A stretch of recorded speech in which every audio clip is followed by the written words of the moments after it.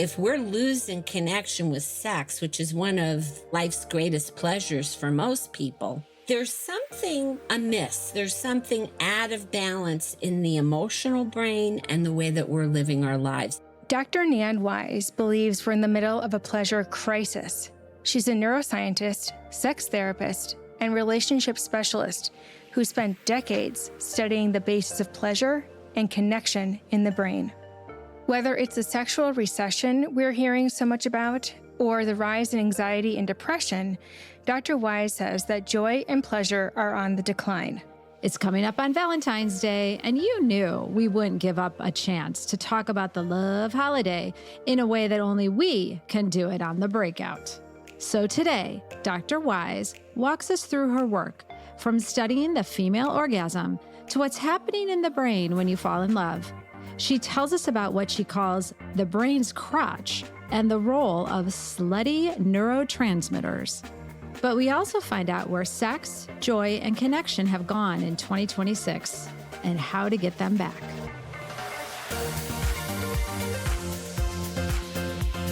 You're listening to The Breakout, a show about pushing back against expectations, against fear, and against that little voice telling you to stay small. I'm Dr. Carrie Ulrich. And I'm Kelly Gunther. For over 25 years, Carrie and I have helped people make bold leaps, or just take that first, small, powerful step. On The Breakout, we show you that anyone can push back. Because that's how we find our way forward.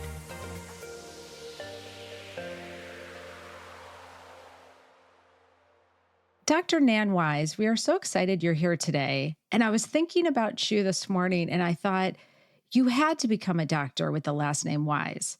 Like, it is the best intro ever. You are Dr. Wise. So just mic drop. I'm delighted. I'm so excited. And I love what you both are up to. Well, it's a mutual admiration club already.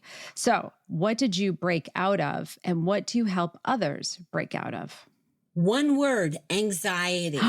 Ooh, I love that. In my book, Why Good Sex Matters, I write about my own origin story, about the terrible panic attack I had right out of college when I was working in a mental health facility. And I felt like I was so broken. And I have spent the better part of my life figuring out how to deal with my own nervous system and my own emotional systems and getting tools and teaching them to other people. So the anxiety that holds people back is very much tied into anhedonia, which is challenges experiencing satisfying pleasures. And we're seeing an epidemic of this now. Yes. So we are coming up on Valentine's Day. People have their feelings about Valentine's Day, but whatever your take on it, there's always the spotlight on love and pleasure and lots of expectations. So with all that you know about neuroscience of love and sex and connection, what's your read on that pressure or expectation around relationships? Well, first of all, people get it wrong about what love is. What most people think of as romantic love is new relationship energy, limerence. It's a chemical explosion in our brain that nature wired in so that we would put attention on it. It's like biological highlighter. Pay attention to this person. And then you have the opportunity to decide whether that's a good fit for you and do the work of attachment. So if I had a quarter for every time some client or couple told me that they were not in love, again, I would be like Elon Musk. I'd be a trillionaire. I hear he's working on that. So it's people don't understand how love is actually a choice. So after you get through your erotic energy, your attachment to new relationship energy, which by the way is I tell people never make big decisions on new relationship energy. Do not operate heavy machinery. Because if you look at what we are as a culture, we're serial monogamous with a side order of infidelity. People do not stay in relationship for a long time. I am in relationship for 50 years. That's a whole other story. But people are constantly saying, well, they don't feel that intensity, which is akin to mental illness. When people are buzzed on new relationship energy and things aren't going so well, they act like they have OCD. They ruminate, they worry about it. Did I get the text? I haven't heard from the person. And it really is a chemical state of imbalance. People who are in that new relationship energy have releases of chemicals in the brain that are very much like associated with OCD. And it can feel really bad in addition to feeling really good. Big highs and big lows. That's not love. Yeah. Nan, how long does that last? Well, to quote Helen Fisher, who was a sexual anthropologist, she said it was about 18 to 36 months if you get to see the partner regularly, which it kind of maps onto if you're, kind of connecting with somebody, having a baby, and then the baby can follow you in the tribe. 18 to 36 months. Now, if you're separated, then you can, like that energy can run a very, very long time. So it depends on how much access. But like I like to say to everybody, somebody cheated on Christy Brinkley. Right. Somebody, no matter how fantastic, gorgeous, magnificent we are, people habituate to each other. The thing about what people don't get is like dopamine and all of those I call slutty neurotransmitters, sex, drugs, rock and roll. They're actually meant for learning signals. So if you keep getting the same reward over and over again, it won't feel so rewarding. It's predictable, and the dopamine does not need to spike to help you make an association between an experience and an outcome. So dopamine is actually a learning signal.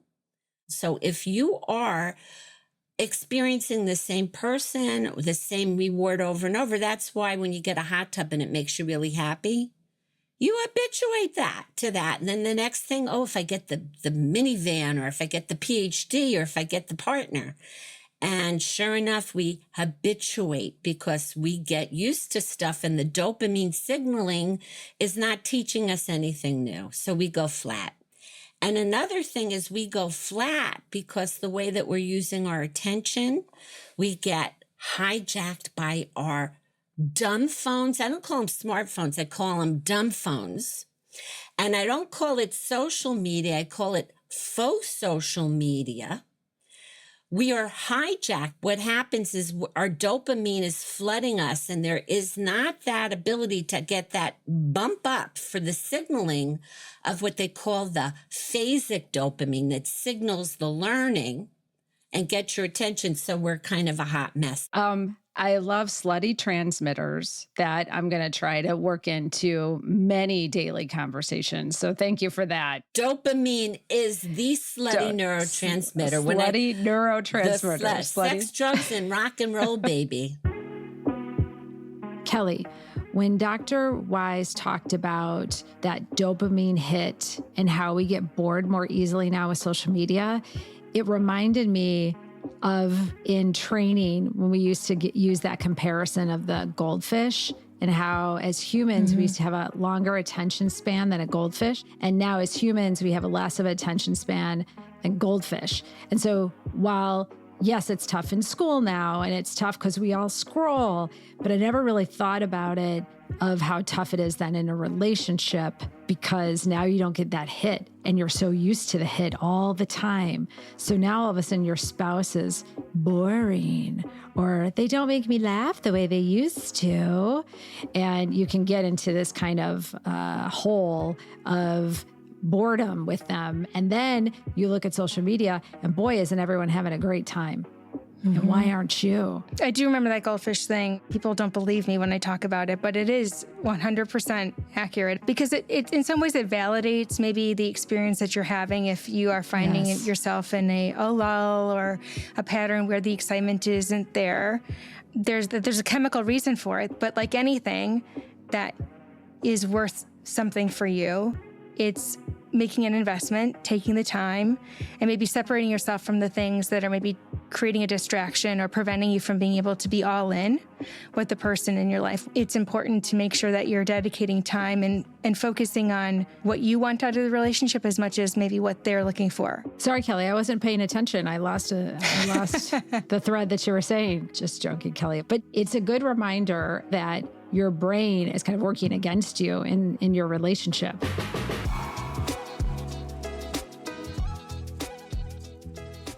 So you mentioned your book, Why Good Sex Matters, and that focuses on this pleasure in our lives. And you mentioned the anhedonia.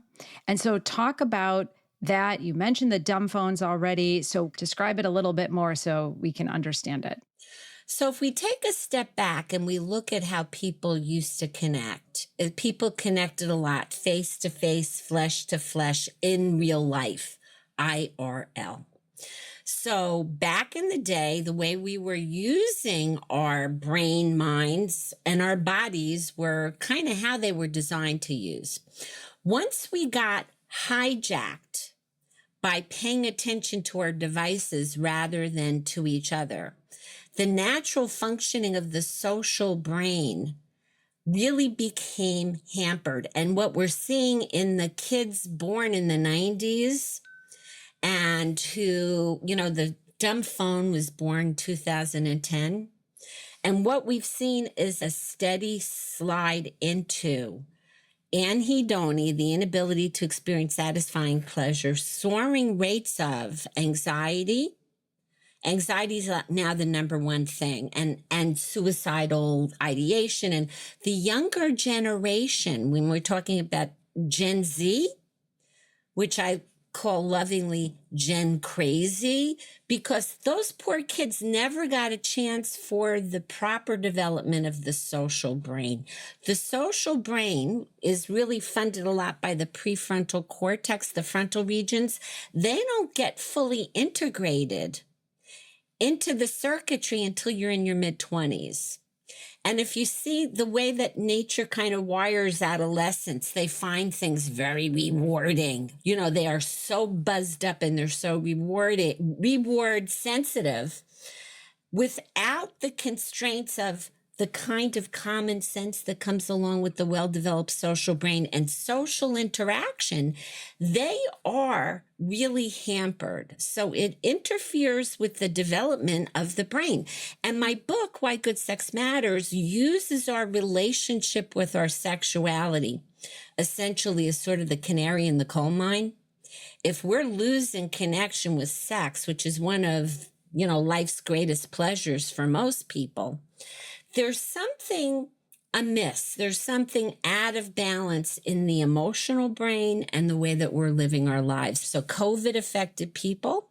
And if you see what's happening now with all the political divide and everything, that's actually been funded by people spending way too much time with the algorithms in social media that take you in a direction that creates polarization.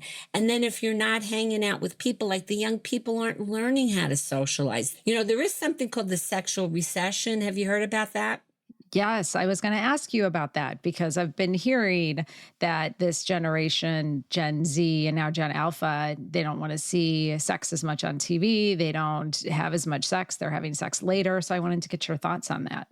Well, it's affecting pretty much everybody. Actually, it's kind of paradoxical that the older people who we think of as not sexual, because getting old is not sexy. We're ageist in this country. So it's actually kind of funny. When I presented at Stanford, I was showing them stats that people in their 70s and 80s are having more and better sex than people in their 30s and 40s. And certainly the younger people. They're having more sex than the younger people and better sex. What do you attribute that to? For me, I think more because I'm like, damn, you have some time. Like it's hard to squeeze in the time. I think that's a big factor. I think, you're struggling to get your life together in your 20s, 30s, and 40s. But I also think that people who grew up with having, I guess you'd call it an analog life, wasn't about digital. They have skills, baby. They have skills. And they're more, I think, wired to connection. Yeah, so all of these factors, the over-dependence on digital, anti-social media, phone media, and the lack of the hangout and the connection. People don't even talk on the phone. They conduct entire arguments. I do a lot of couples therapy. I spend a lot of time talking people off the cliff. And one of the things I say to them is, first of all, you got to learn skills, because effective partnership, not about getting the right partner, it's learning how to grow yourself. Yep. But the other thing is that if you're going to be in relationship, you can't text your relationship. You cannot have text arguments. There's something about listening to a voice. There's a branch of the vagus nerve, the social vagus nerve, that when you listen to somebody and you hear a calm, warm voice and you're talking to somebody, it downregulates your flight or fight reaction, actually bonds you. So these young people, they don't talk on the phone. They just text, and they think that's a relationship. I remember so long ago when the beautiful America Online, AOL, came out. And there was a study that was a little blip that talked about losing empathy when you don't see each other. And that's a skill. Because if I'm saying horrible things, I don't see your face. I don't realize you're about to cry. So I just put it into an email. You can hear it in the voice. You don't have to even see the person, which I think is what we're seeing culturally, is the breakdown of empathy and compassion. And when people are online, it's very easy when you're anonymous to be really judgmental and evil. Yeah. And I think that's what gave roots to what we're seeing and what's being tolerated in our culture.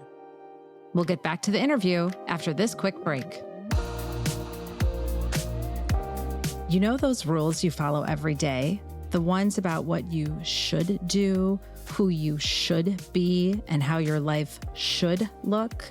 Yeah, we've lived by those too, until we broke out of them. And here's what we know. Those rules, they're not your truth. They're someone else's expectations. So let's change the story. Come find us at abrachigroup.com. We'll help you build a life that actually fits you. Your PhD was on women's orgasms and your dissertation. And so what's the thread? Tell us how you went from women's orgasms to now talking about we're in this crisis of pleasure right now. Well, my PhD is in behavioral neuroscience. And what that is, the neuroscience of behavioral stuff. And there were huge gaps in the literature about women and sex and the brain. What a surprise. So, hello. So the first, that in my lab, that's our lab call, hello. You want to talk about a breakout moment for me. I'm 50 years old. My kids have left to gone off to school. And I meet Dr. Beverly Whipple, the lady who named the G-spot. Oh, nice. And she's one of my best friends in the world. And she invited us down to the lab. I go back to school at the age of 50 for the PhD. So the first thing I did in 2011, we published a paper that systematically looked at how all of our various lady parts, genitalia, connect with the sensory cortex, including the nipples, which is not considered genital, but the nipples connect to the brain's crotch. So in between the two hemispheres of the brain is something called the parasensual lobule. It's kind of tucked in, and that's where the sensory cortex is, which is the part of the brain that processes touch, pain, all of that sort of thing. And so it wasn't until 2011 that anybody systematically investigated where in the brain the sensations were processed. That's 2011. So how I got from there to anhedonia. Well, first of all, my whole life I've been dealing with anxiety, self-doubt, depression. I was always trying to figure out my own emotional predisposition towards a lot of anxiety. And when you're really anxious, can you relax into pleasures? Not so easily. So in the literature, there's a gazillion studies of pain. Pain, pain, pain. So we have very little studies of pleasure, and we have very little understanding of female medicine and the sexual responses of women understudied. So my research was the first that really looked at when women are having their own orgasms self-stimulated versus when their partners are stimulating their orgasms. So I had the most amazing women ages 24 to 74 who were so confident with their orgasms that they came to donate one for science. And let me tell you, the fMRI scanners are the least sexy place in the world. If you've ever been in a machine, it's cold, it's loud, and you can't move your head. So these women were my heroes. And what I found was, in addition to being able to publish brain activity unique to orgasm in women, imagery activates the somatosensory cortex. So the women, before they even touch themselves, when they were thinking about being penetrated by a dildo in an erotic situation, and we looked at the brain data, the brain looked like it was having an orgasm. So look, it's kind of what we know, that the brain is the biggest sex organ. Mm-hmm. I treat a lot of women who are having, and men too, but having challenges with experiencing sexual pleasure. And some people even have orgasms and they don't feel good. It's called anhedonic orgasm. They know they're having an orgasm, but it doesn't feel that great. So the point of that is the more that we can get out of our heads, because the way we use our attention, we might as well be a head on a stick. When you're sitting there glued to your stupid device, you have a body. A lot of people don't even breathe when they're on their devices. So we have to be in our bodies and to be in our sensations. And when we can do that, sex becomes sensational. And I also say life becomes more sensational. I think this is why there's like an investment in people using things like the Calm app and the breathing exercises, because we do forget how to do the basics of taking a deep breath. You'd think that's a very basic, common thing to do, but that people have to almost like program that into their day. It's not surprising to me that we're literally basically just in motion constantly, and we're almost robotic in the way that we handle ourselves and the way that we connect with others. I think too, Kelly, with all this technology that we have, it really comes down to the person to be so self-aware and to know your own triggers and to know what the machine is doing to you. It requires so much education on our parts to understand what's going on so we can interrupt it, we can stop it. I want to be intentional. I have to turn the phone over. And in order to break that means you have to evolve. We need to evolve at least half as much as the technology has as humans. My goodness.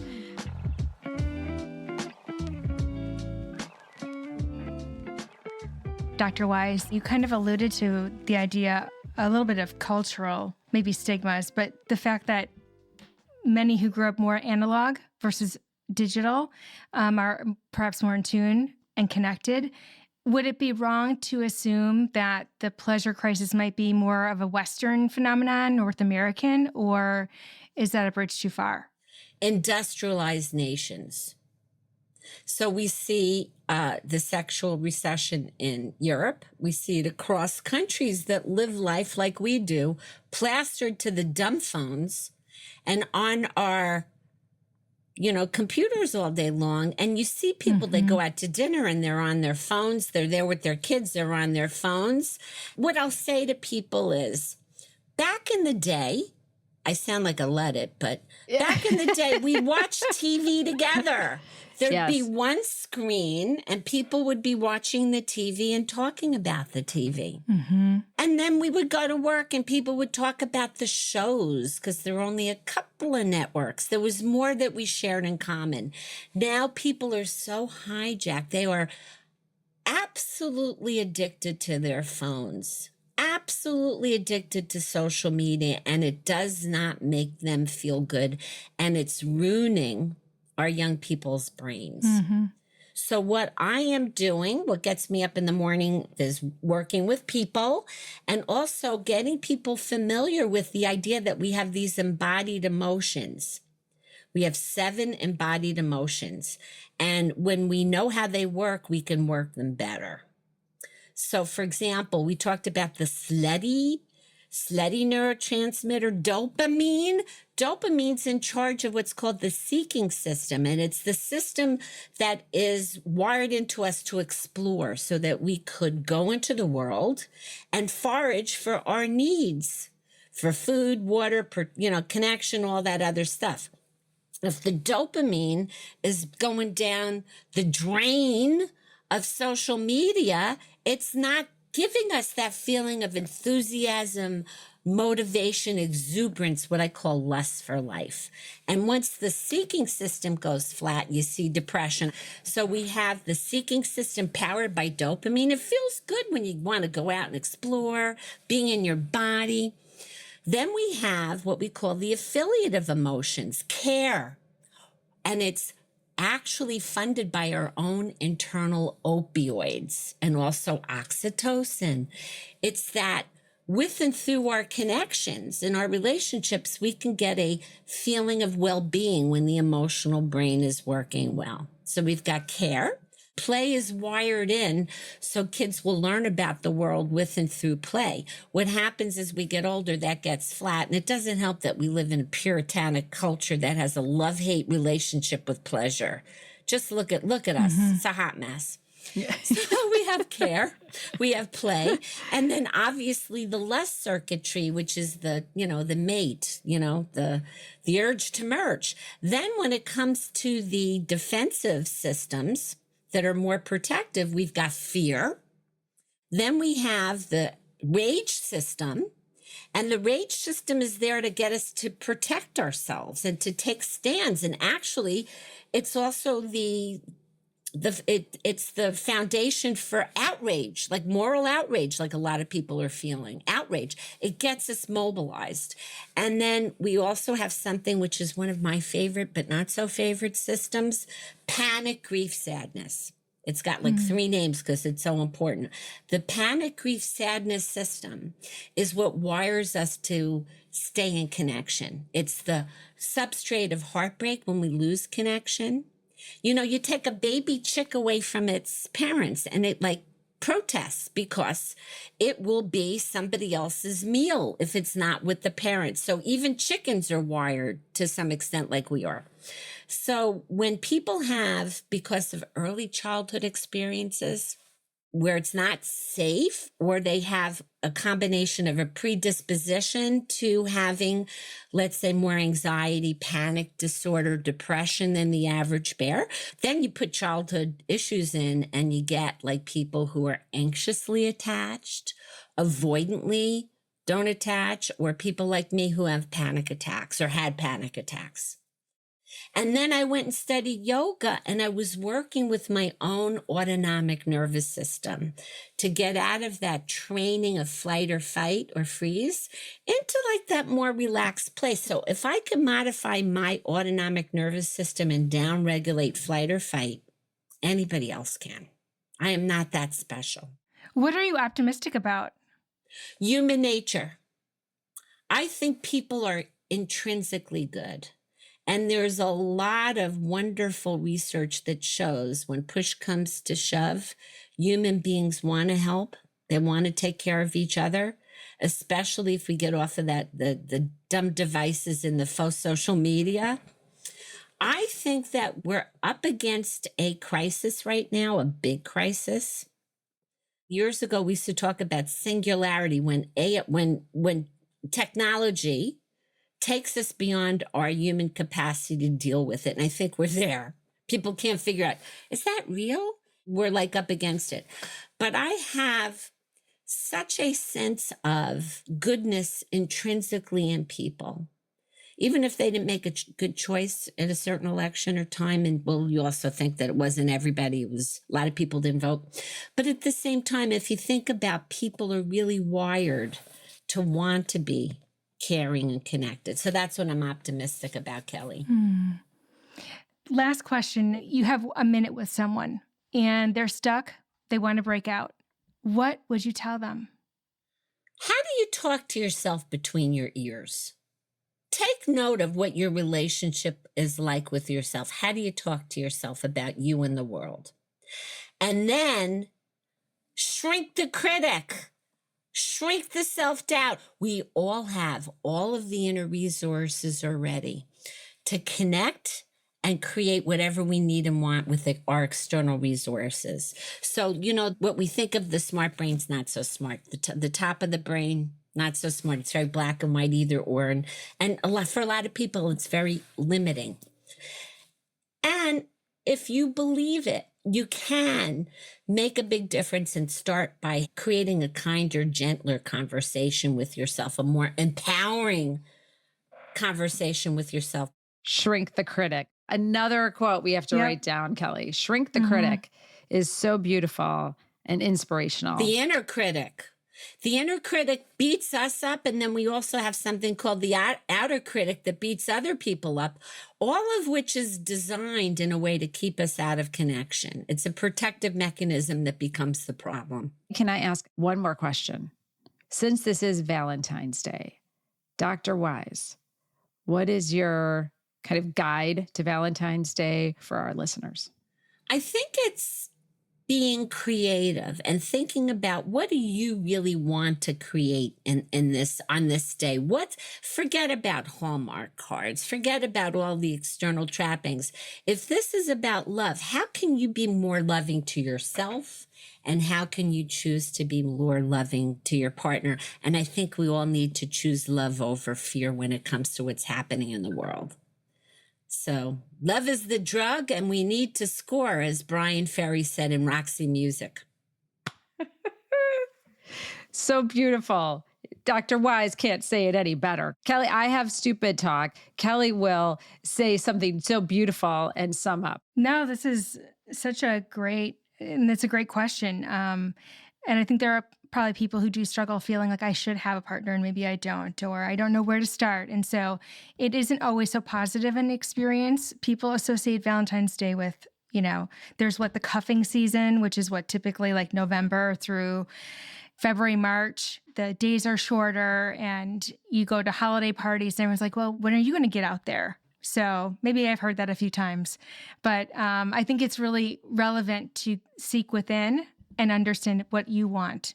You can be alone, but if you are with yourself in a way, there are people who have partnerships, I see them every day, that are miserable. So it's not the key to happiness. It's really having a good relationship with yourself and connection with people, friends, connections, be part of a community. Thank you so much for being part of our podcast and for sharing so many pearls of wisdom, Dr. Wise. Thank you both for the work that you're doing to help people get out of their boxes, because we're not doing any favors by keeping ourselves small, especially women get trained to be small. No way. Yep. No more. Absolutely. Oh, thank you so much. Thank you. That was Dr. Nan Wise, neuroscientist and pleasure expert. And this is Valentine's Day on The Breakout.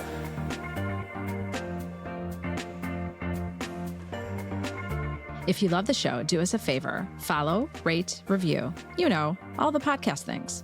Or better yet, share an episode with someone who needs a nudge. It helps The Breakout grow, and it just might help your friend too. I'm Kelly Gunther. And I'm Dr. Carrie Ulrich. Thank you so much for listening. See you soon.